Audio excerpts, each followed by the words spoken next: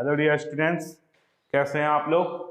I hope सभी लोग बढ़िया होंगे। तो आज जो हमारा लेक्चर नंबर है 11 है क्लास 10th मैथमेटिक्स का, जिसमें हम स्टार्ट करने जा रहे हैं। एक्सरसाइज 1.2 चल रही है हमारी, जिसमें हमें पढ़ना है क्वेश्चन नंबर 3 तक हमने सॉल्व कर लिए थे। क्वेश्चन नंबर 4, 5th और 6th 3 क्वेश्चन बचे हुए हैं जिन्हें हमें सॉल्व करना है। तो चलिए क्लास को स्टार्ट करते हैं और देखते हैं कि क्वेश्चन नंबर 4 क्या दिया गया है। क्वेश्चन नंबर 4 आपको यहाँ पे शो हो रहा होगा।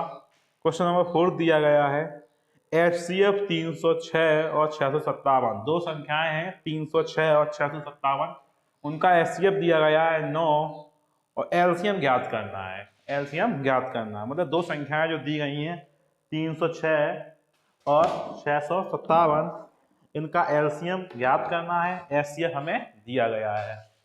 तो चलिए क्वेश्चन आपने देख लिया होगा, आप क्वेश्चन को करते हैं सॉल्व। तो देखते हैं क्वेश्चन क्या दिया गया है कि दो संख्याओं का HCF दिया गया है। क्या दिया गया है क्वेश्चन नंबर 4 में?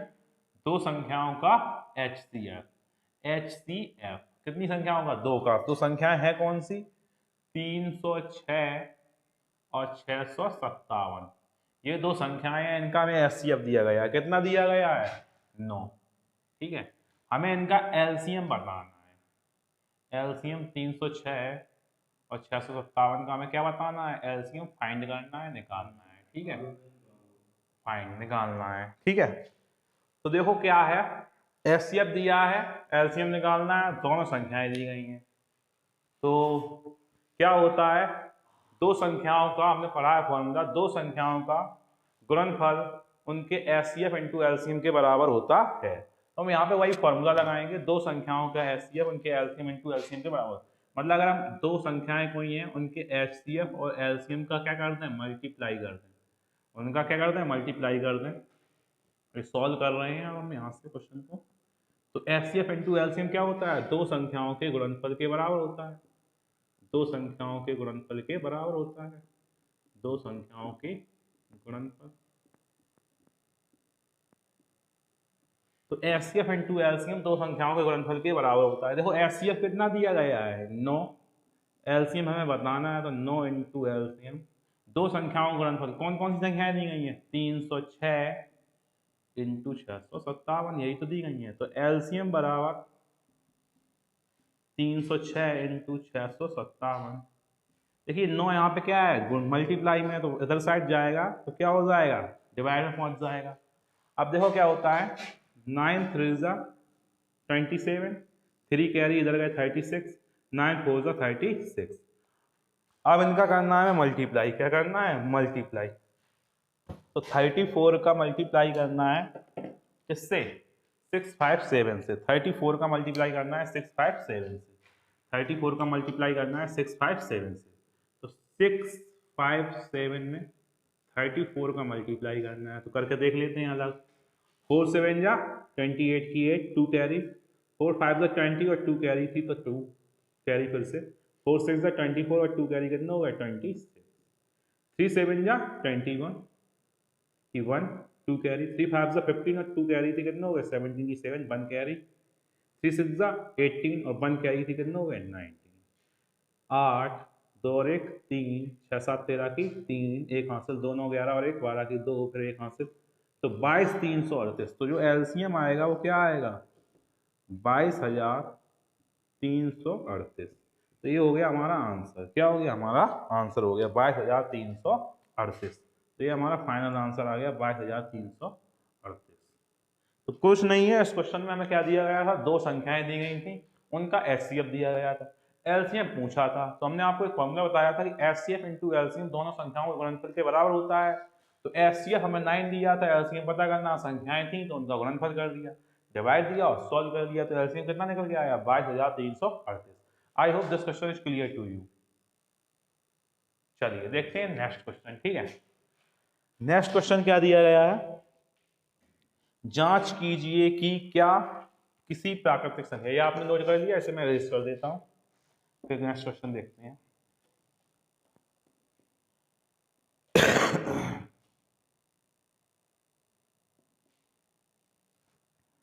देखिए क्या दिया है, जांच कीजिए कि क्या क्वेश्चन नंबर 5 है, देखिए आपको शो हो रहा होगा। जांच कीजिए कि क्या किसी प्राकृतिक संख्या n के लिए संख्या 6 पावर n अंक 0 पर समाप्त हो सकती है। क्या जांच करना है कि मतलब किसी प्राकृतिक संख्या n के लिए संख्या 6 पावर n अंक 0 पर समाप्त हो सकती है। मतलब ये कह रहे हैं कि जो 6 पावर n है, क्वेश्चन नंबर 5 सॉल्व कर रहे हैं, ये कह रहे हैं कि जो 6 पावर n है वो n अगर प्राकृतिक संख्या हो, प्राकृतिक संख्या मतलब 1 2 3 4, मतलब n प्राकृतिक संख्या हो, तो क्या यह 0 पे समाप्त हो सकती है। देखिए क्वेश्चन को समझना है, पूछ रहे हैं क्या इसका अंक 0 पे समाप्त हो सकता है। 0 पे जैसे कौन समाप्त होता है, 10 0 पे समाप्त होता है, 20 0 पे समाप्त होता है, 30 0 पे समाप्त होता है, 40 50 60, ये सभी 0 पे समाप्त होते हैं। 10 को हम क्या लिख सकते, 2 गुणे 5। 20 को क्या लिख सकते, 2 गुणे 2 गुणे 5, ठीक है। 30 को क्या लिख सकते, देखो हम क्या कर रहे हैं, 30 को क्या लिख सकते 3 इंटू 10, और 10 को क्या लिख सकते 2 इंटू 5। 40 को क्या लिख सकते 4 इंटू 10, और 10 को क्या लिख सकते 2 इंटू 5, ठीक है। 50 को क्या लिख सकते 50 गुणा 10, और 10 की जगह क्या लिख सकते 2 इंटू 5। ऐसे ऐसे करके काफी, मतलब जितने 0 पे समाप्त होती हैं। 6 को क्या लिख सकते 6 इंटू 10, 10 की जगह क्या लिख सकते 2 इंटू 5। मतलब जितनी भी संख्याएं जो 0 पे समाप्त हो रही हैं उनके गुणनखंड में 2 गुणा 5 होना जरूरी है, क्योंकि 2 इंटू 5 मिलकर 10 बनाएगा, और 10 बनाएगा मतलब लास्ट अंक 0 आएगा। मतलब किसी भी संख्या के गुणनखंड में, फैक्टर में, अगर 2 गुणा 5 शामिल है तो ही वह संख्या 0 पर समाप्त, उसका अंक 0 पर समाप्त होगा, अदरवाइज नहीं होगा। हमसे पूछा है 6 पावर n 0 पर समाप्त होगी या नहीं। तो देखो 6 पावर n, 6 पावर n, 6 के फैक्टर क्या होंगे 2 गुणा 3, 2 गुणा 3, 2 गुणा 3, मतलब इसके फैक्टर में 2 तो है लेकिन 5 नहीं है। तो क्या लिखोगे, क्योंकि संख्या 6 पावर n के अभाज्य गुणनखंड में, के अभाज्य गुणनखंड में 5 सम्मिलित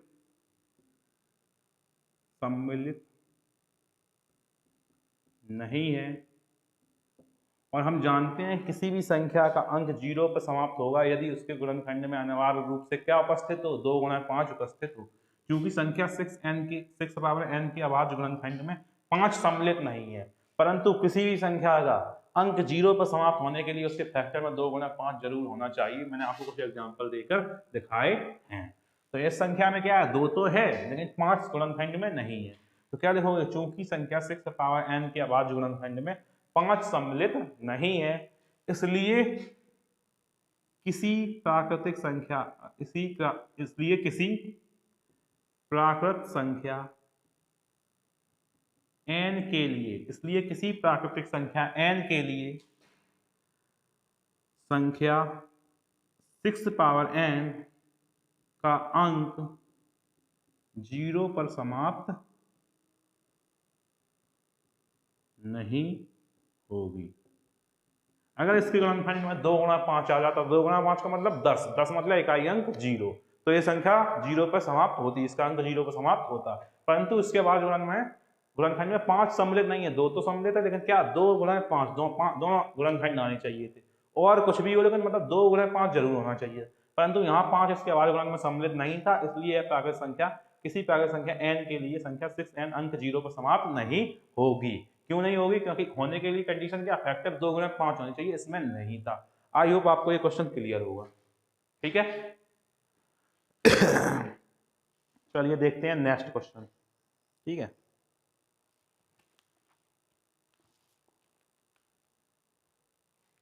चलिए नेक्स्ट क्वेश्चन है क्वेश्चन नंबर 6।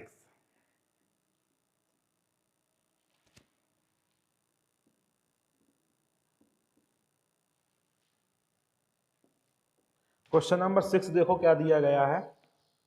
क्वेश्चन नंबर 6 कहा गया है, क्वेश्चन नंबर 6,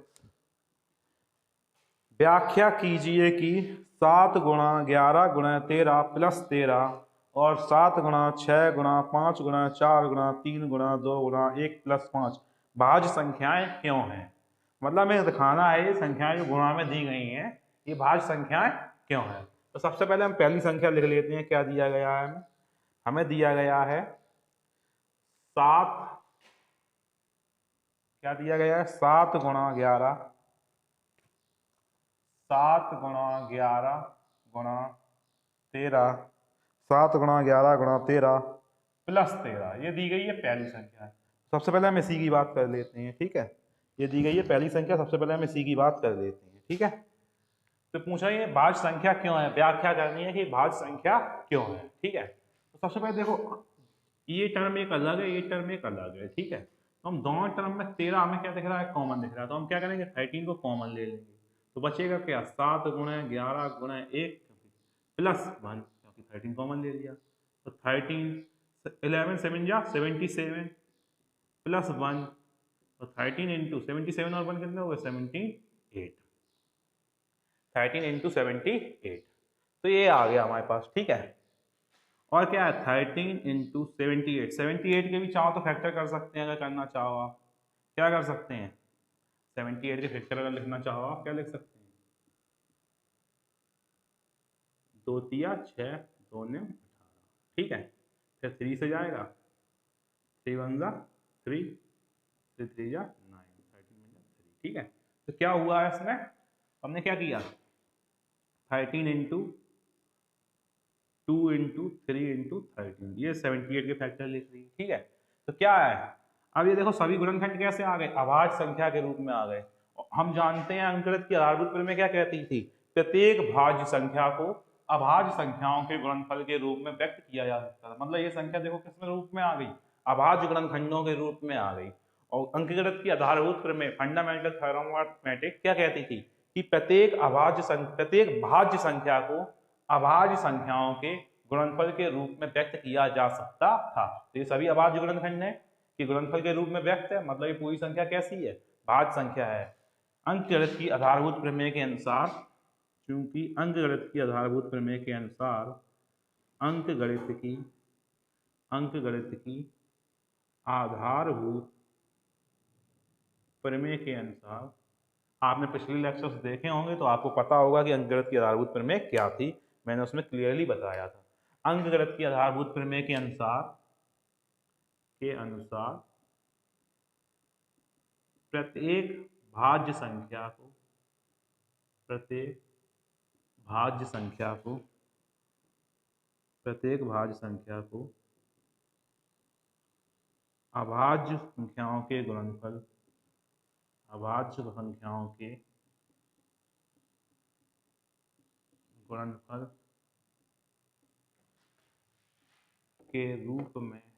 के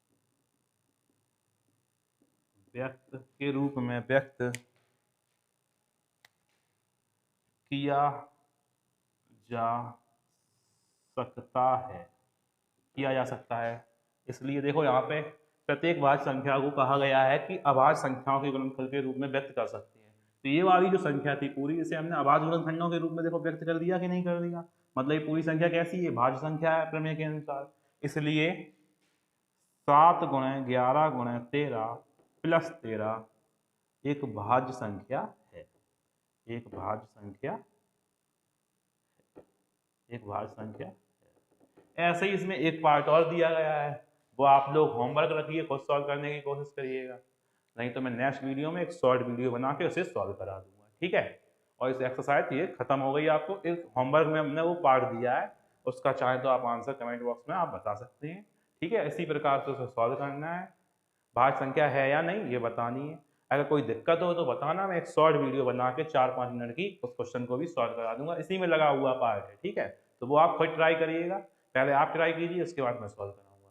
ठीक है, तो इस वीडियो को यहीं फिनिश करते हैं। आपकी एक्सरसाइज 1.2 आज फिनिश होती है। मिलते हैं नेक्स्ट वीडियो में एक नए धमाकेदार लेक्चर्स के साथ। जय हिंद।